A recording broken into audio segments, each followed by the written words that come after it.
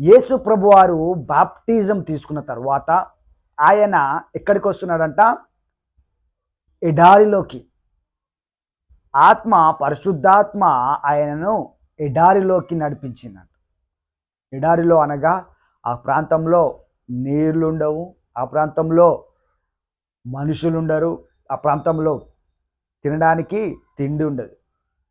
అయితే అలాంటి ప్రదేశంలోకి దేవుడే ఎందుకు ఆయనను పంపించాడు? పరిశుద్ధాత్మ దేవుడే ఎందుకు ఆయనను విల్డర్నెస్లోనికి, ఆ ఒక అడవిలోనికి పంపించాడు? 40 రోజులు ఆయన శ్రమ పొందుకుంటాడు. తర్వాత 6వ వచనంలో ఏం రాయబడి ఉందంటే, ఆయన శక్తితోటి బయటికి వచ్చాడని ఉంది. శక్తితోటి అంట, సామర్థ్యంతో.